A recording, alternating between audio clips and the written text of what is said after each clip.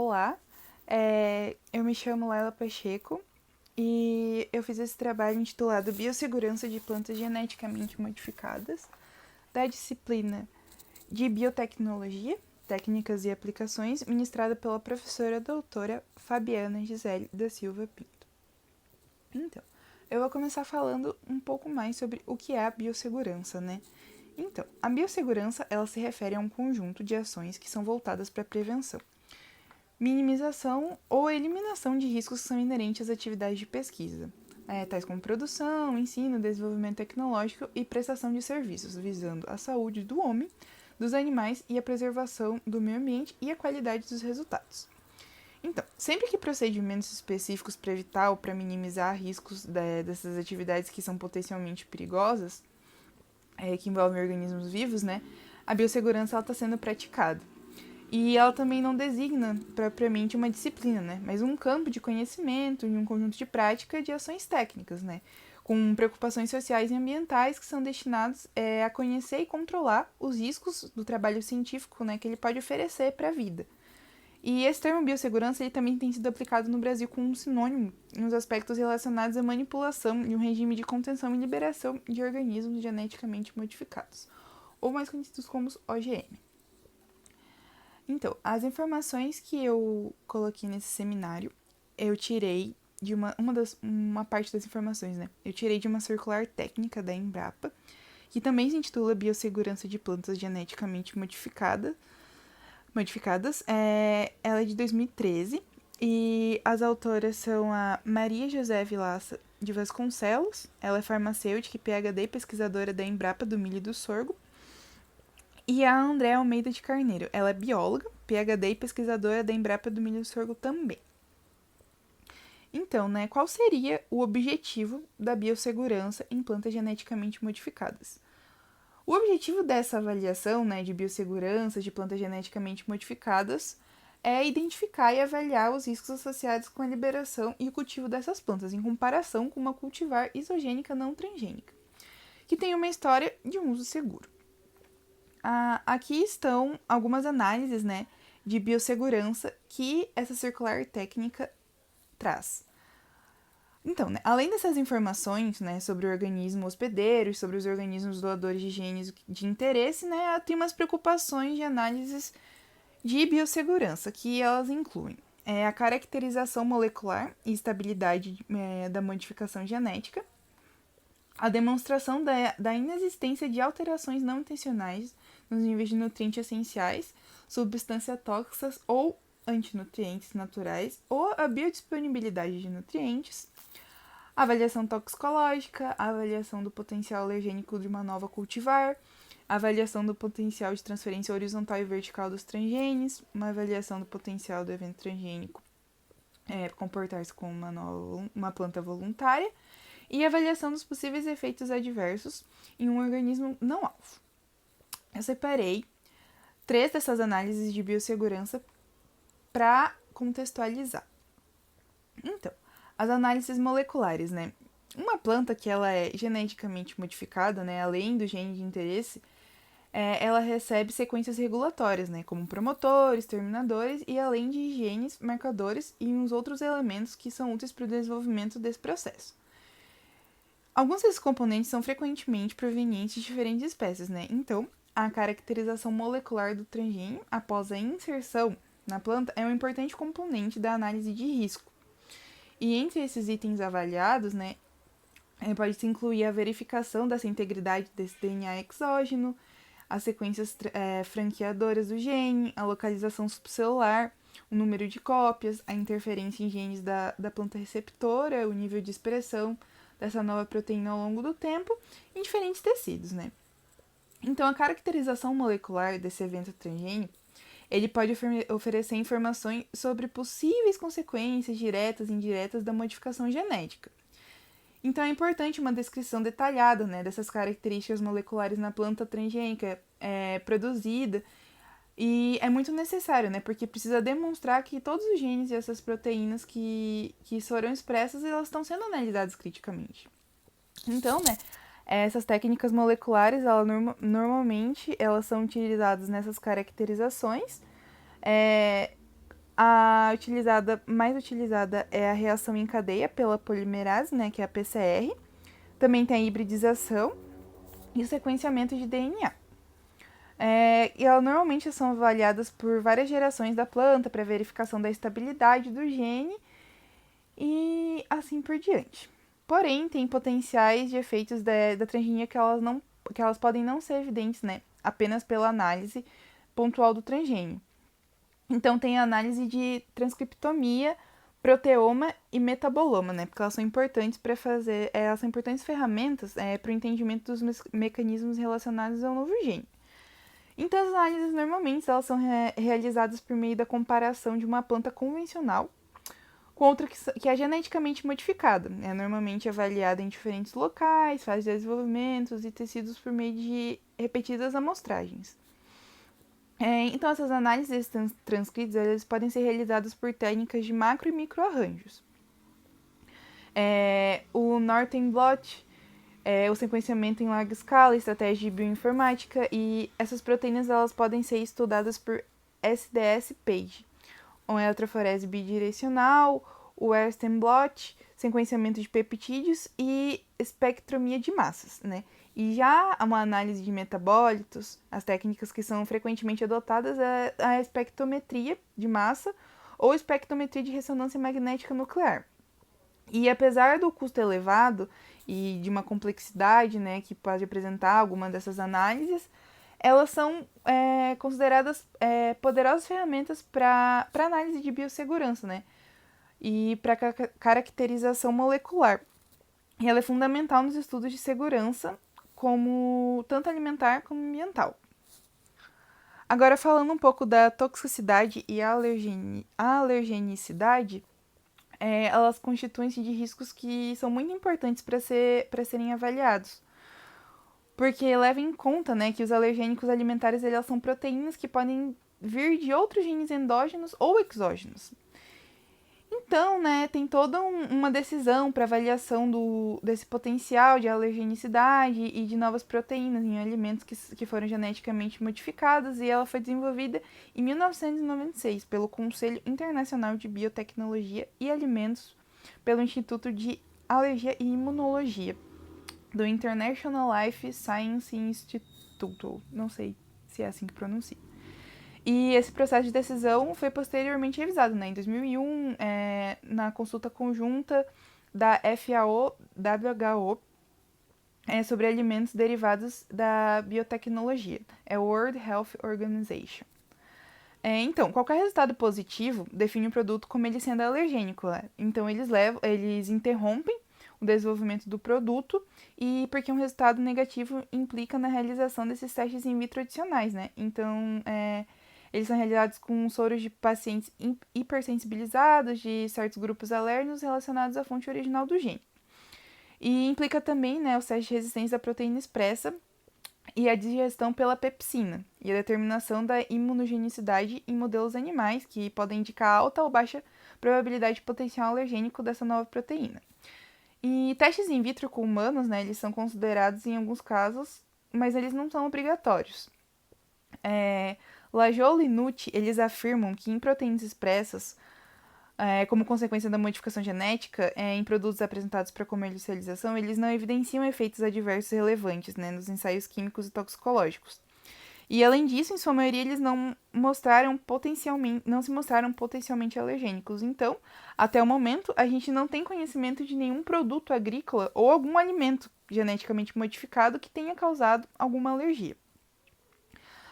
Já pegando esse gancho da alergia, né, falar um pouco sobre o risco alimentar. Então, a segurança alimentar, né, ela está vinculada aos efeitos colaterais sobre os consumidores.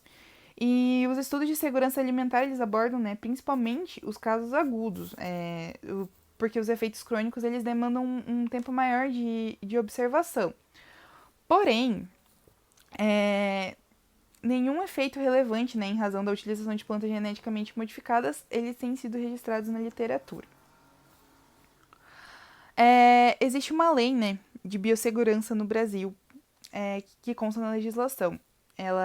Essa legislação ela é vigente e regida pela Lei de Biossegurança 11.105, de março de 2005, e ela é regulada pelo Decreto 5.591, que foi de 24 de novembro de 2005, né?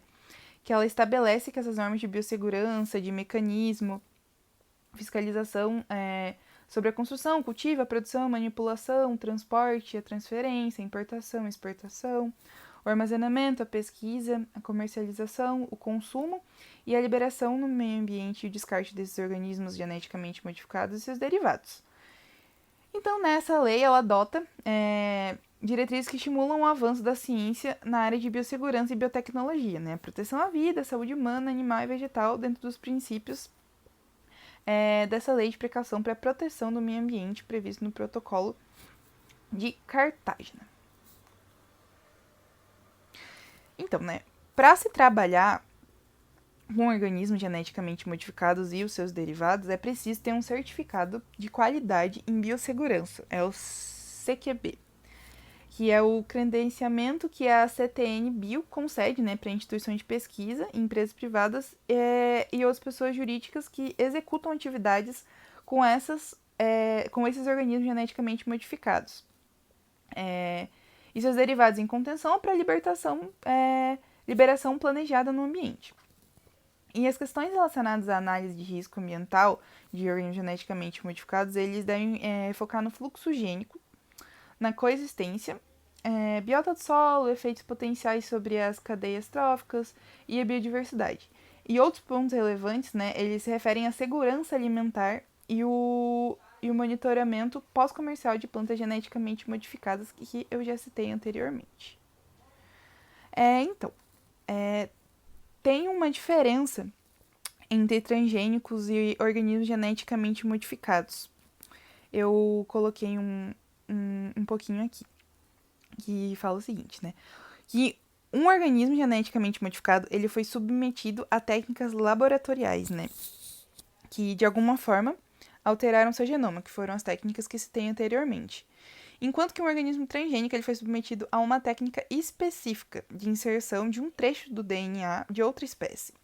Então, né, a literatura considera que o transgênico é um tipo de organismo geneticamente modificado, só que nem todo organismo geneticamente modificado é um transgênico. Eu separei esse artigo para conseguir contextualizar e explicar um pouco mais, né, da aplicação da biossegurança em plantas geneticamente modificadas. O artigo se intitula Biossegurança de plantas geneticamente modificadas, né, um efeito sobre um organismo não alvo, que foi realizado por vários órgãos, assim, se eu posso falar. O Embrapa, teve também faculdades, a Universidade Federal do Rio de Janeiro, teve um departamento de Ciências Biológicas do Rio também, o Centro Federal de Educação Tecnológica de Pelotas, da Universidade de Pelotas, o Embrapa do Arroz e Feijão, da Mandioca e da Fruticultura, e também a rede de Embrapa de Biossegurança, né? Então, esse trabalho, ele fala, né, um pouco, ele dá início contextualizando sobre a biossegurança, que eu já falei antes. Mas ele fala também que desde a produção, né, da primeira planta transgênica, que foi pela Embrapa em 1986, pesquisadores das diferentes áreas, unidades dessa instituição vêm se aprimorando no uso dessas técnicas de DNA recombinante, e algumas variedades transgênicas têm sido bem desenvolvidas, né? Então, desde 2003, uma rede de pesquisas vem envolvendo mais de 130 pesquisadores no Brasil e no mundo, que é o projeto de Bioseg. Ele vem estabelecendo protocolos de análise para estudos de biossegurança e de culturas transgênicas. Então, nesse trabalho, estão apresentados os avanços e os critérios analíticos e os resultados obtidos para análise do efeito do cultivo de plantas transgênicas sobre organismos não alvos, tendo como parâmetro a comunidade bacteriana do solo. Então, para responder, né, esses objetivos, eles estudaram o efeito em feijão transgênico para resistência ao vírus mosaico dourado, é o evento M1.4, mamão, né, para resistência do vírus da mancha anelar, E soja para resistência do herbicida glifosato. E 4, né, na toxina, acho que é CRY3A, do Bacillus thuringiensis, uma subespécie do Tenebriones. E, enfim, ao longo de 3 anos, né, de 2004 a 2006, eles foram implantados e em experimentos de campo, né, com feijoeiro transgênico para resistência do vírus mosaico dourado, que é o evento M14.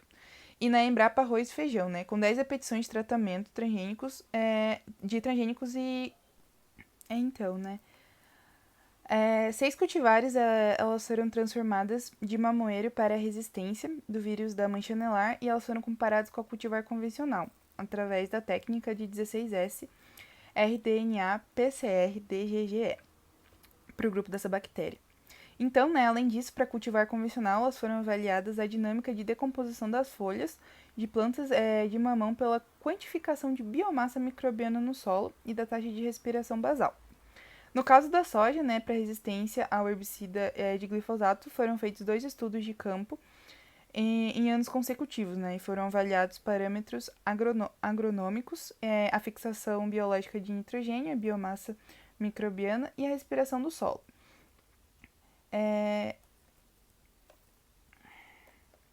E também foi realizada a extração e a purificação e solubilização da toxina CRI3A do Bacillus thuringiensis. E após essa detecção e quantificação, a toxina ela foi aplicada em 3 solos diferentes, em diferentes concentrações. E foram monitorados durante 2, 5, 15, 30, 60 e 90 dias após a aplicação dessa toxina. E a comunidade bacteriana também foi avaliada por DGGE, utilizando o solo como fonte de nutriente para o cultivo desses micro-organismos. Só lembrando que DGGE é o gel com gradiente desnaturante. Então, né, no resultado e na discussão, foi visto que nos primeiros 2 anos da avaliação do feijoeiro, ele foi resistente ao mosaico dourado e foram amostradas metade das repetições do experimento e os dendrogramas comparativos do perfil do 16S rDNA PCR DGGE da bactéria. Elas não mostraram distinção entre a cultivar transformada e a convencional quanto às comunidades isosféricas e de solo. Porém, né, em uma amostragem mais abrangente, foi realizado no terceiro ano, que incluíram bactérias cultivadas e não cultivadas da risosfera e do solo de todas as repetições experimentais e com a inclusão da análise do grupo alfa de proteobactéria. E os resultados obtidos para as diferentes amostragens com os iniciadores universais, eles corroboraram com os resultados dos anos anteriores. Porém, quando eles foram analisar um grupo alfa de proteobactéria,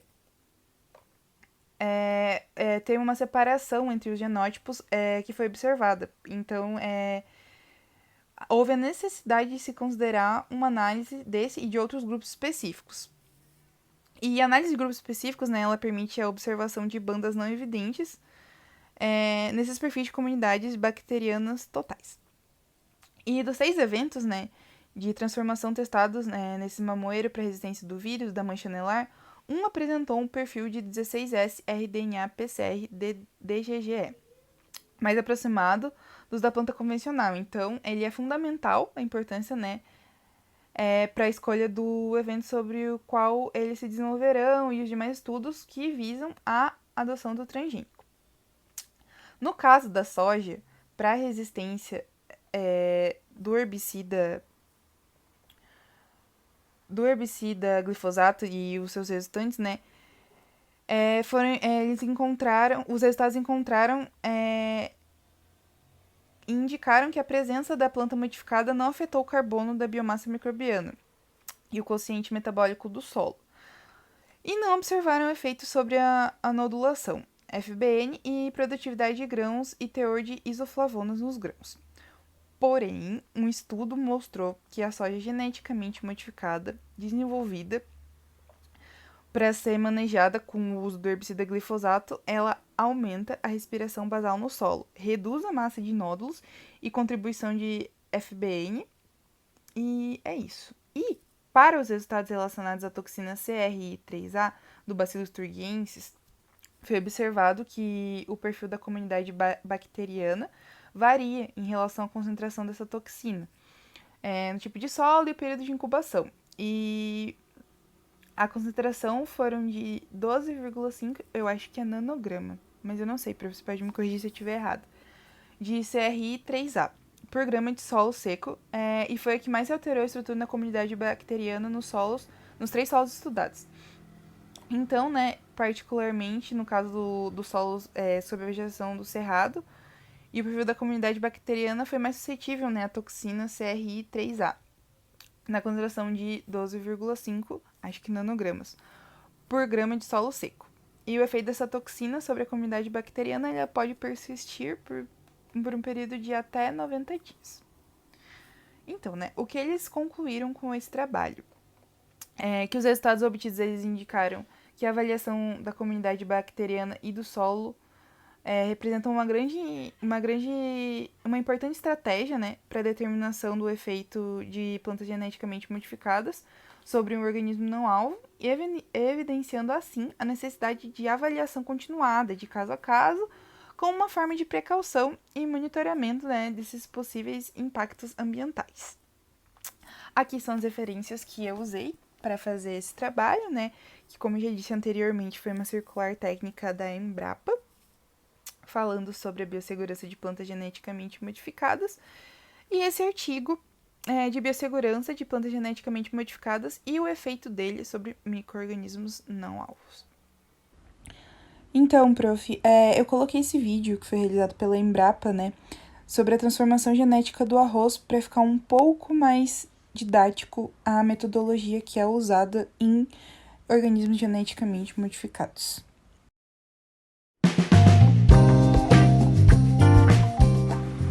Nesse vídeo, vamos mostrar como transformar geneticamente o arroz para a introdução de genes de interesse. Os fundamentos teóricos dessa atividade estão relatados em 2 publicações da Embrapa, uma referente à cultura de tecido e a segunda à transformação genética do arroz. Em nosso laboratório, utilizamos sementes maduras de arroz para a produção de células que serão transformadas com uma bactéria denominada Agrobacterium tumefaciens. Esse vídeo vai mostrar todas as etapas referentes ao processo, desde a obtenção das células até a produção das plantas modificadas.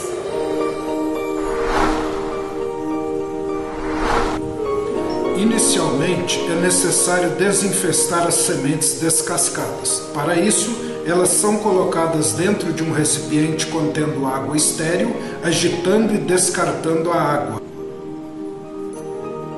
Em seguida, adicionar álcool 70% e agitar por 1 minuto. Após descartar o álcool, adicionar hipoclorito de sódio 2,5% e agitar por 20 minutos. Após esse tempo, descartar o hipoclorito e lavar as sementes com água por 8 vezes. No último enxágue, deixe o mínimo de água em contato com as sementes.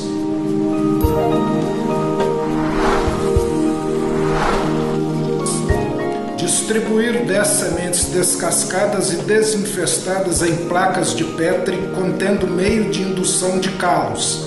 Selar as placas com filme plástico e incubá-las no escuro a 28 graus Celsius durante 3 a 4 semanas.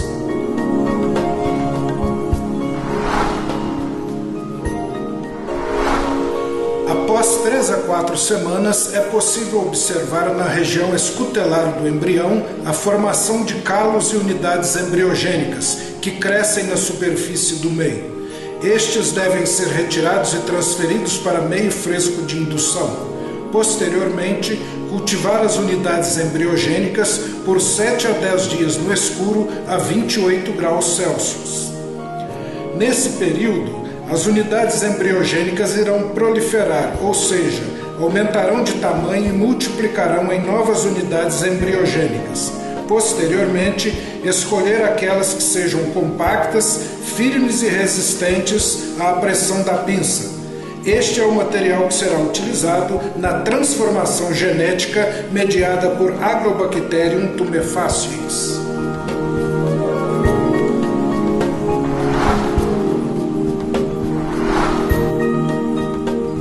No dia da cocultura dos calos, com a Agrobacterium, coletar toda a cultura bacteriana da placa e transferir para meio de cultivo líquido, suplementando com acetoceringona, que é importante para ativar os genes responsáveis pela transferência do tDNA para a célula da planta.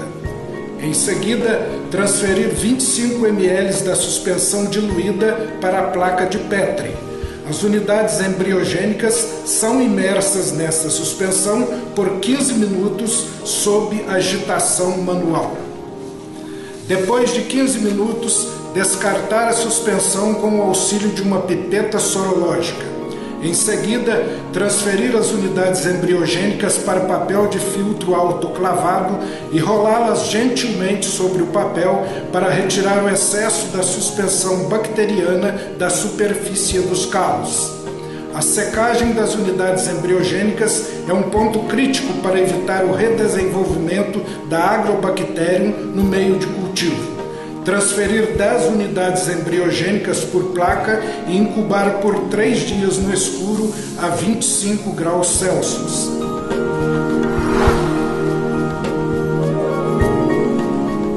Após o cocultivo, transferir as unidades embriogênicas para meio de seleção. Incubar no escuro a 27 e 28 graus Celsius por 2 semanas.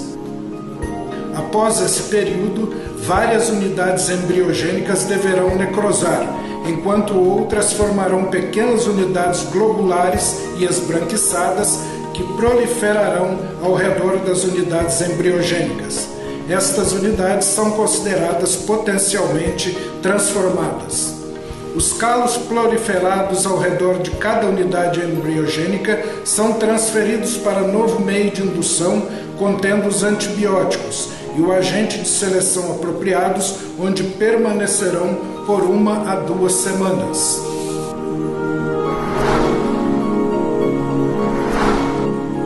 Selecionar as unidades embriogênicas e transferir para o meio de pré-regeneração contendo os antibióticos e o agente de seleção apropriados. Incubar no escuro a 27 e 28 graus Celsius por 1 semana.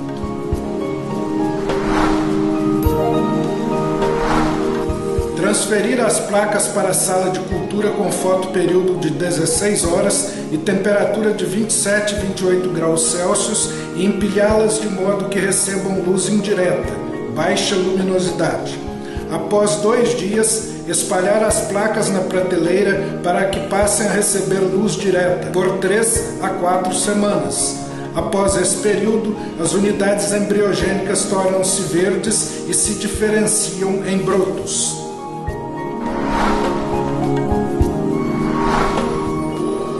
Separar cuidadosamente os brotos do tecido original quando estes atingirem aproximadamente 2 centímetros de altura e transferi-los para tubo de ensaio contendo 25 ml de meio de enraizamento.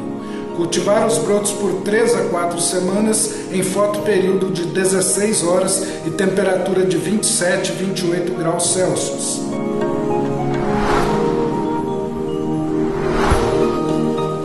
Após esse período, eliminar o gel das raízes das plântulas e cortar folhas e parte aérea antes de serem transplantadas para copos contendo substrato vegetal.